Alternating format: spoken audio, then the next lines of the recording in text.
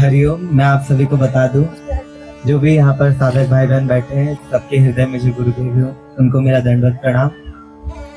मैं बाल संस्कार में जाता था, सांता क्रूज में भाई बाल संस्कार लेते थे, सुभाष भाई, सुशेष भैया, सब लोग बाल संस्कार लेते थे। मैं छोटे मतलब 5वीं कक्षा से ही बाल संस्कार में जाता था। और मुझे हम लोग, मेरा जो घर है, परिवार है, वो बापू जी के विषय में कुछ भी जानते नहीं थे।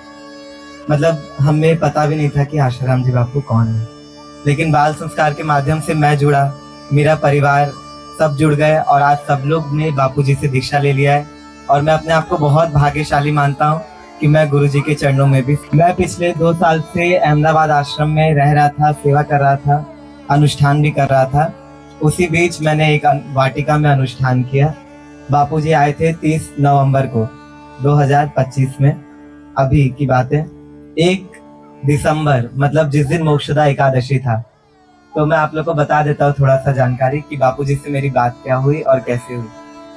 तो बापूजी, हम लोग वाटिका में सेवा कर रहे थे, उस दिन मोक्षदा एकादशी था। बापूजी ने, हम लोग 17 भाई थे, सभी को बुलाया कुटिया में और बोला कि वहां पे, बापूजी बता रहे थे ना कि आंवले का वृक्ष है वहां पे बहुत सारा। तो बापूजी ने बोला कि इसमें केचुआ खाद आता है, तो इसका गुड़ाई करके सब में केचुआ खाद डाल दो।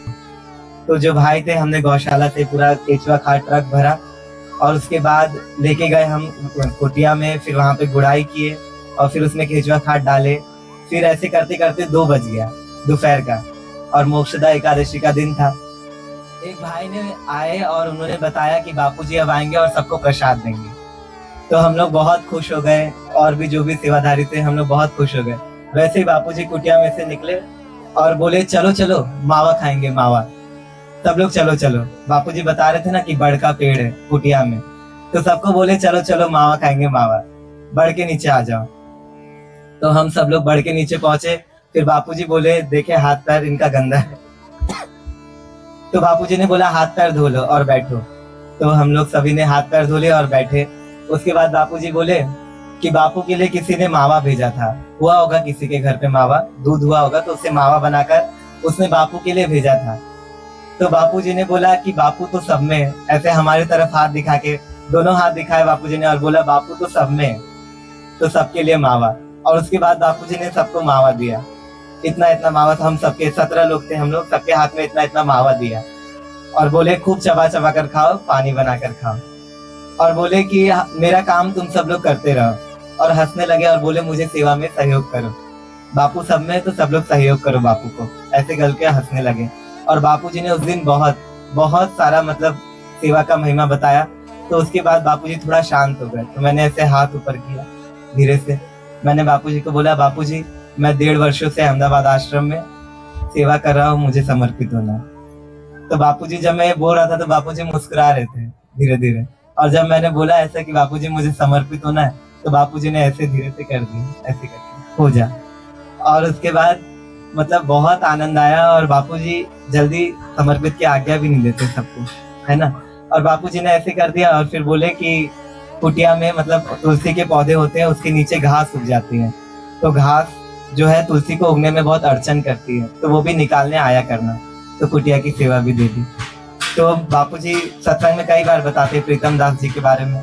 तो बहुत मतलब उस दिन मेरा स्वर्ण दिवस था, आप सभी समझ सकते हैं।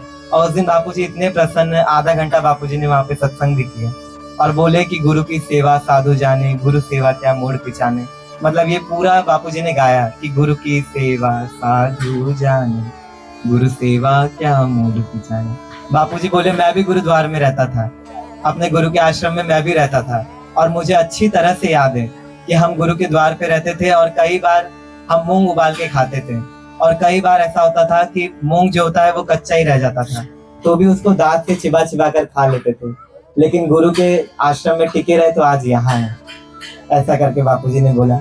मतलब और फिर बापूजी ने ये भी बताया था कि तेरे तन मन धन की तपस्या, तेरे जीवन की कुर्बानी, ये भी बापूजी ने गाया। बोले सबका दिल भर आता है। मातृ पितृ पूजन के लिए भी बापूजी ने बताया। और बोले जो आश्रम का जो वातावरण है, वाटिका का जो वातावरण है, अगर उसका कोई व्यक्ति कदर करे तो कहाँ से कहाँ पहुंच जाए। और बापूजी ने एक लाइन और बोला था, मतलब बहुत कुछ बोला था लेकिन जो मुझे याद आ रहा है, बापूजी ने बोला कि आपने सब कुछ कर लिया, जीवन में सब कुछ पा लिया, सब कुछ कर लिया, लेकिन यदि परमात्मा को नहीं पाया, ईश्वर प्राप्ति नहीं की, तो आपका सब कुछ करना व्यर्थ है। यदि आपने सब कुछ छोड़ दिया, घर छोड़ दिया, परिवार छोड़ दिया, ईश्वर के लिए सब कुछ छोड़ दिया, लेकिन खाली ईश्वर प्राप्ति कर लिया, तो आपने सब कुछ कर लिया, पा लिया। तो बहुत मतलब बापूजी ने उस दिन समझिए मुझे शुरुआत से लेके पूरा अंतिम तक की यात्रा के लिए मार्गदर्शन दे दिया, सब कुछ दे दिया, सबके लिए बापूजी ने। और सत्संग की महिमा बापूजी ने बताए थे। अभी मातृ पितृ पूजन दिवस आ रहा है, तो मैं आप लोग को एक कविता बताता हूँ, बहुत सुंदर। मतलब आज हमारे समाज में क्या हो रहा है उस पे ये प्रकाश डालेगा। नई सदी से मिल रही है दर्द भरी सौगात, नई सदी से मिल रही है दर्द भरी सौगात, बेटा कहता बाप से तेरी क्या औकात, बेटा कहता बाप से तेरी क्या औकात, पानी आंखों का मरा मरी शर्म और लाज, पानी आंखों का मरा मरी शर्म और लाज, अब कहे बहू सास से घर में मेरा राज, अब कहे बहू सास से घर में मेरा राज, भाई भी करता नहीं भाई पर विश्वास, भाई भी करता नहीं भाई पर विश्वास, बहन पराई हो गई साली खासम खास, बहन पराई हो गई साली खासम खास, पत्थर के भगवान को लगते 56 भोग हैं। हम सभी देखते हैं बड़े बड़े मंदिरों में कई प्रसाद 56 भोग लगते हैं। पत्थर के भगवान को लगते 56 भोग हैं, मर जाते फुटपाथ पर भूखे प्यासे लोग हैं। कितने लोग भूखे प्यासे हैं। बापूजी क्यों इतने आदिवासी क्षेत्रों में भंडारा कराते हैं, सब कुछ कराते हैं इनके ही लिए। मर जाते फुटपाथ पर भूखे प्यासे लोग हैं। अब तो भैया समझ लो, कर लो गुरु का संग, पूजन करो माँ बाप का खूब जमेगा रंग। अब तो भैया समझ लो, कर लो गुरु का संग, पूजन करो माँ बाप का खूब जमेगा रंग। बापूजी कल भी यहाँ पर ही बोल रहे थे कि हम सभी सचमुच बहुत भाग्यशाली है कि हमारा जन्म जो है भारत भूमि में हुआ है, जहाँ पे संत ज्ञानेश्वर, संत तुकाराम जैसे महान संतों का जन्म हुआ है, वहाँ पे हमें जन्मभूमि मिली है। और ऐसे ब्रह्मनिष्ठ सद्गुरु मिले। हम अपना जीवन और समय को खूब सार्थक करें, अपने जीवन में सेवा, साधना, सत्संग खूब बढ़ाए। और मातृ पितृ पूजन के लिए तो बापूजी ने बहुत ही, बापूजी ने कल ही यहाँ पर कहानी सुनाई थी कि गणेश जी प्रथम पूजनीय हो गए, अपने माता पिता की पूजन करके, उनकी परिक्रमा करके प्रथम पूजनीय हो गए। लेकिन गणेश जी को प्रथम पूजनीय बनाने वाले उनके खुद के माता पिता हैं। तो इसलिए बोलता जाता है हमारी भारतीय संस्कृति कितनी महान है कि माता पिता को भगवान का दर्जा दिया गया, आचार्यों को भगवान का दर्जा दिया गया। मातृदेव भव, पितृदेव भव, आचार्य देव भव।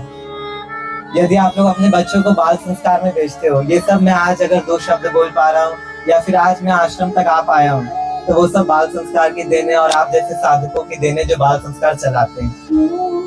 वरना मेरा पूर्व जीवन तो मैं बताना नहीं चाहूंगा, लेकिन बहुत ही खराब। मतलब हम जैसे चौल में रहते वैसे रहते थे, खान पान का कुछ जानकारी नहीं, माला क्या होता है, दीक्षा क्या होता है, कुछ विषय का जानकारी नहीं। ये खाली मेरे बात नहीं, ऐसे करोड़ों लोग हैं, करोड़ों बच्चे आज भी हैं जो ऐसे संस्कारों से वंचित हैं। यदि आप लोग भी अपने अपने क्षेत्रों में बाल संस्कार चलाएंगे, ऋषि प्रसाद की सेवा करेंगे और भी बापूजी की जो भी सेवाएं हैं वो सब में भाग लेंगे, तो कई बच्चों का जीवन संवर सकता है। कई बच्चे, बापूजी बोलते हैं ना कि हमारे बच्चे ही भारत को विश्व गुरु बनाएंगे। और भारत को विश्व गुरु कौन बनाएगा? बच्चे बनाएंगे, हमारी युवा शक्ति बनाएगी, हमारी वृद्ध शक्ति बनाएगी। तो हम सभी अपना सहयोग सेवा में अवश्य दें। बापूजी ने 2 दिन पहले ही, कल बापूजी से एक भाई ने पूछा, भाई की बहन ने पूछा कि बापूजी केवल सेवा से ईश्वर प्राप्ति हो जाएगी क्या? केवल सेवा से हम पार हो जाएंगे क्या? बापूजी ने बोला, शबरी ने क्या किया था? शबरी ने मतंग ऋषि की सेवा ही तो की थी। गुरु ने सेवा स्वीकार कर ली, शबरी पार हो गई। तो हम भी अपने तन मन धन से सेवा करें, साधना करें, सत्संग सुने। बापूजी ने बोली कि जो आपकी सेवा है वो गुरु स्वीकार ले तो यूं बेड़ा पार हो जाता है। और हमने कई गुरु भक्तों की, सत्यम के लिए बहुत जोरदार ताली होनी चाहिए। ये बच्चा बाल संस्कार सांता क्रूज का था। आप सबने देखा जो इसकी वाणी में दम है जो सहज रूप से जो चीजें बोल देता है, शायद हम में से बड़े बड़े लोग भी नहीं बोल पाते हैं। ये तो ट्रेलर है। बापू के ऐसे ऐसे बच्चे हैं जिनकी वाणी को सुनेंगे तो सुनकर आप सब दंग रह जाएंगे। आप सबने देखा होगा, टेलीविजन पे डिबेट देखते होंगे, बड़े बड़े एंकर चित्रा त्रिपाठी, सैयद सुहेल, दीपक चौरसिया, बड़े बड़े डिबेटकार जो होते हैं चैनल पे आते हैं। बड़े बड़े नेता आते हैं, सेलिब्रिटी आते हैं, और करते क्या है आप सबने देखा होगा, सिर्फ आपस में तू मैं। उसका कोई सार निकलता है क्या? निकलता है क्या?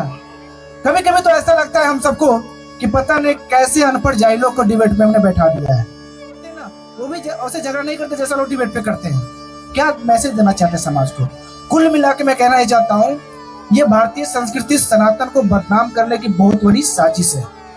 लोगों के अंदर वैसे संस्कार डाले जा रहे हैं ताकि भारतीय संस्कृति की जो गरिमा है छिन्न भिन्न हो जाए और सभी लोग टूट जाए, और फिर से जिस तरह हमारे देश में शासक आए और राज्य करके चले गए, हमें तोड़कर चले गए, फिर से वैसा मौका लाना चाहते हैं। तो क्या हम सब वैसा मौका देंगे क्या?